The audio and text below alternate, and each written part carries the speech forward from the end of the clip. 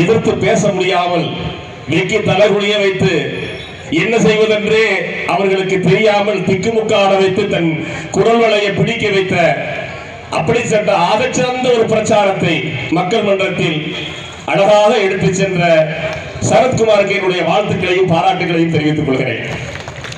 பிரச்சாரம் அப்படிதான் இருக்கணும். எப்படி எதிரிகள் நம்மை பேசுகிற போது, எதிரிகளை விமர்சனப்படுத்துகிற போது நம்மளுடைய தலைவர் சொல்றார், மாவோ ஒருவனை விமர்சனப்படுத்துகிறோம் என்று சொன்னால் அந்த விமர்சனம் அந்த மனுஷனை தூங்க விடக்கூடாதுப்பா. அப்படின்னா உட்கட்சிக்குள்ளே நான் சொல்றது, ஒரு கம்யூனிஸ்ட் ஒருவரை விமர்சனம் செய்தால் அந்த விமர்சனம் அந்த மனிதனை இரவு முழுக்க தூங்க விடக்கூடாது என்று சொல்லுவோம். ஆனால் நாம் மக்கள் விரோதிகளை, தேச விரோதிகளை, அவர்களுடைய மக்கள் விரோத கொள்கைகளை அம்பலப்படுத்தி பிரச்சாரம் செய்கிற போது அந்த எதிரிகள் தன் மீது கோபப்படவில்லை என்று சொன்னால் நம் பிரச்சாரம் ஒரு சொரத்தில்லாமல் போயிடும். அது நல்ல பிரச்சாரம் இல்லை.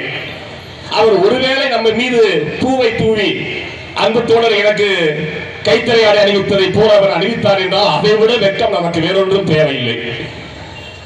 நான் சிறுவனாக நான் கல்லூரி முடித்து வெளியில் வருகிற போது ஒரு நிகழ்வு, நானும் என்னுடைய நண்பர் ஒருவரும் ரெண்டு பேரும் சேர்ந்து கைகோர்த்து அப்படி நடந்து வருகிற போது ஒரு கம்யூனிஸ்ட் தோழர், அந்த பகுதியில் உள்ள சீனியர் தோழர், அவரோடு பேசிக்கொண்டு போகிற போது அவர் சொன்னார், உங்க இருவரில் யார் சரியானவன் என்பதை நான் இப்போது பரிசோதித்து பார்க்கட்டுமா என்று கேட்டார்.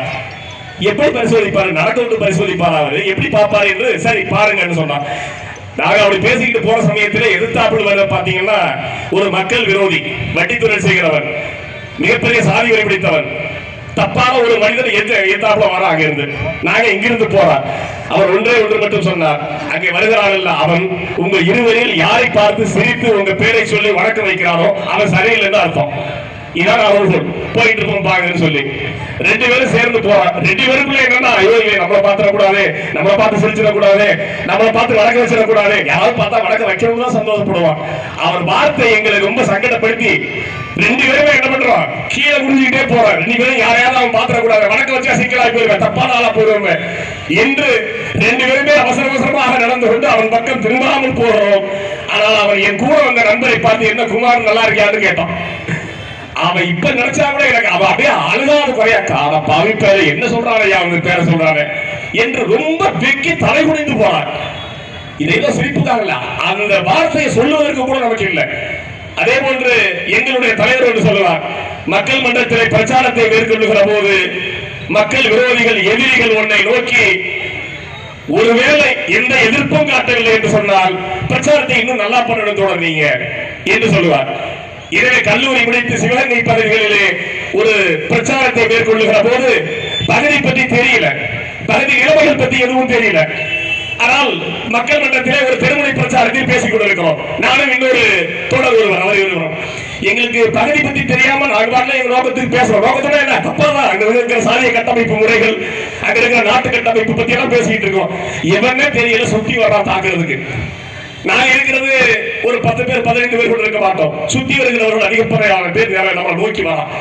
சரி ஏதோ நடக்குது, நம்ம தான் கம்யூனிஸ்ட் சொல்லி இருந்திருக்காங்க போராட்டம்னா எப்படி இருக்கணும், இது போன்ற சுத்தி வளைப்புகள் வருகிற போது கம்யூனிஸ்ட்கள் எப்படி பண்ணணும், என்ன செய்யணும்னு சொல்லி நம்மளுடைய முன்னோர்கள் தோழர்கள் கம்யூனிஸ்ட்கள் நமக்கு வாழவும் கற்றுக் கொடுத்திருக்கிறார்கள், சாவதுக்கும் கற்றுக் கொடுத்திருக்கிறார்கள், எதிர்த்து போராடுவதற்கும் கற்றுக் கொடுத்திருக்கிறார்கள். எனவே நாங்கள் பேசிக்கொண்டே இருக்கிறோம், நெருங்கி வருகிறார்கள்.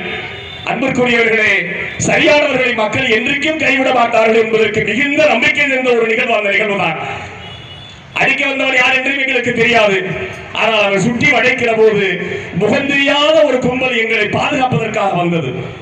பொதுமக்கள் சுத்தி என்று சொன்னார்கள், பேசுங்கள், எல்லாம் இந்த ஊருக்காரன் தான், நாங்களும் இந்த ஊருக்காரன் தான், பாத்துக்கிறான், நீங்க பேசுங்கன்னு சொல்லி யாரோ ஒருவன் முகம் தெரியாதவன் தாக்க வருகிறான், யாரோ முகம் தெரியாத ஒருவன் எங்களை பாதுகாக்க வருகிறான். இதுதான் இந்த நிலைமை, இந்த சூழல். எனவே இந்த பகுதியை பொறுத்தவரை சரத்குமார் ஒரு பிரச்சாரம், அது ஒரு வார பிரச்சாரம், மக்கள் மத்தியில பிரச்சாரம், பெருமை பிரச்சாரம் செய்து கொண்டிருக்கிறார்கள். எனக்கு இன்னொரு பெரிய விஷயம் என்னன்னா, போலீஸ்ல ஒரு கம்ப்ளைண்ட் கொடுத்து ஒரு பர்மிஷன் கேட்டோம்னா இடதுசாரிகள் கேட்டா 1000 விளக்கம் சொல்லுவான். இந்த 32 போலீஸ் ஆக்ட் ஒன்று இருக்காது, என்னன்னே தெரியாமலே 32 போலீஸ் ஆக்ட் அமலில் இருப்பதால் உங்களுக்கு அனுமதி மறுக்கப்படுகிறது இருப்பாங்க. போக்குவரத்துக்கு பொதுமக்களுக்கு இடையூறு இருப்பதால் மறுக்கப்படுகிறது என்பார்கள். உங்களுக்கு பாதுகாப்பு தருவதற்கு போதுமான காவலர்கள் இல்லை, அதனால் நாங்கள் மறுக்கிறோம் என்பார்கள். இப்படி எல்லாம் ஒரு பர்மிஷன் வாங்குவதற்கே 1000 தடவை நம்ம தோழர்கள் காவல் நிலையத்திற்கு செல்ல வேண்டும். அப்படியெல்லாம் சென்றுதான் அனுமதி பெற்று ஒரு கூட்டம் நடத்துகிறோம். கூட்டம் நடத்துகிற போது மக்கள் விரோதிகள் கூட்டம் நடத்துகிற பிரச்சார இடத்திற்கு தாக்க வருகிறார் என்று சொன்னால் அந்த காவல்துறை இவ்வளவு தூரம் எங்களுக்கு அனுமதி கொடுப்பதற்காக பரிசீலிக்கிற காவல்துறை ஏன் அந்த எதிரிகளை தடுத்து நிறுத்தவில்லை, ஏன் எங்களுக்கு பாதுகாப்பு தரவில்லை என்பது காவல்துறைக்கே வெளிச்சம். இது எங்களுடைய தோல்வி அல்ல, காவல்துறையுடைய தோல்வி. இது எங்களை பாதுகாப்பதற்கு எப்போதுமே நாங்கள் காவல்துறையோ காக்கி சட்டையோ மற்றவர்களையோ நம்பி இருப்பவர்கள் அல்ல. எங்களுடைய செங்கல்ல தோழர்கள் இப்பொழுது இங்கு அணிவகுத்ததை பார்த்தோம். மதுரையில் மிகப்பெரிய மாநாடு நடந்தது. அவ்வளவு பெரிய கூட்டத்தையும் மிக கட்டுப்பாட்டோடு நம்முடைய தோழர்கள் நடத்தினார்கள். அந்த கூட்டத்திற்கு சமைக்க வந்த இளைஞர்கள் என்னை பார்த்து சொன்னாங்க, இவ்வளவு பெரிய கூட்டத்தில் ஒரு பிரச்சனை கூட இல்லைங்க, நான் அங்க சமைக்க போயிருந்தேன் என்று. எனவே நாடு முழுவதும் எங்களையும் மக்களையும் நாங்கள் பாதுகாத்துக் கொள்கிறோம், காவல்துறை பாதுகாக்க வேண்டியதில்லை. ஆனால் அந்த கூட்டத்திற்கு காவல்துறை இருந்து பாதுகாப்பு கொடுக்க முடியவில்லை. அவர்களை அப்புறப்படுத்தி விட்டு அவன் மீது வழக்கு பதிவு செய்து அவரை சிறையில் அடைத்து விட்டு எங்களை பிரச்சாரத்தை நடத்துவதற்கு அனுமதி கொடுத்திருந்தால் அது சிறந்த காவல்துறை. இந்த சட்டத்தை, அரசியலமைப்பு சட்டத்தை பாதுகாக்கிற காவல்துறை என்று பெருமை கொள்ளலாம்.